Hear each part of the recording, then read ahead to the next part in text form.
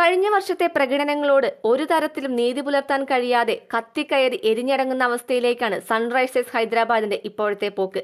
ചരിത്രം പരിശോധിക്കുകയാണെങ്കിൽ അവസാനമായി 2016-ലാണ് ബംഗളൂരുവിനെ തോൽപ്പിച്ച് അവർ കിരീടം നേടിയത്. ഇതിനിടയിൽ കഴിഞ്ഞ സീസണിൽ ഏറ്റവും കൂടുതൽ റൺസ് നേടുന്ന ടീം എന്ന പേരും അവർ സ്വന്തമാക്കി. അതുതന്നെ ഈ സീസണിലെ ആദ്യ കളിയിലും അവർ പുറത്തെടുത്തു. 286 റൺസ് നേടാൻ അവർക്ക് കഴിഞ്ഞു. എന്തായിരിക്കും ഈ ഓറഞ്ച് ആർമിക്ക് സംഭവിച്ചത്?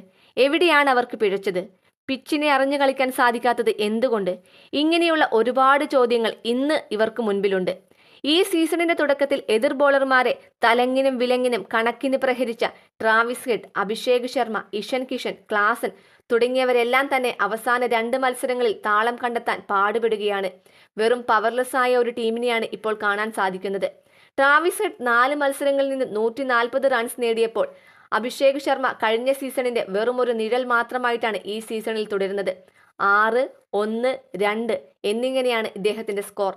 ഇഷൻ കിഷൻ ആണെങ്കിൽ തുടക്കത്തിൽ കണ്ട തീപ്പൊരി വെടിക്കെട്ട് ബാറ്റിംഗ് തുടരുന്നുമില്ല. പിന്നീട് 3 മത്സരങ്ങളിൽ നിന്ന് 4 റൺസ് മാത്രമേ അദ്ദേഹത്തിന് സംഭാവന ചെയ്യാൻ സാധിച്ചുള്ളൂ.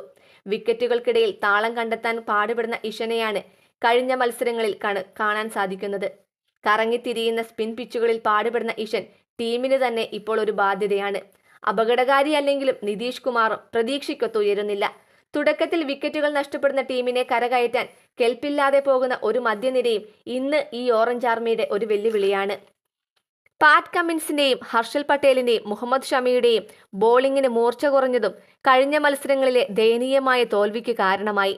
തുടക്കത്തിലെ എതിരാളികളുടെ വിക്കറ്റുകൾ പിഴുതെറിയാൻ കഴിയാതെ പോകുന്ന പാറ്റ് കമ്മിൻസ് പക്ഷേ റൺസ് വിട്ടുകൊടുക്കുന്നതിൽ ഒരു നിയന്ത്രണവും വരുത്തിയില്ല. കൂടെയുള്ളവരും ഇതേപടി ആവർത്തിക്കുമ്പോൾ വലിയ സ്കോറുകൾ കെട്ടിപ്പടുക്കാനും അനായാസം അതടിച്ചെടുക്കാനും എതിരാളികൾക്കും സാധിക്കും.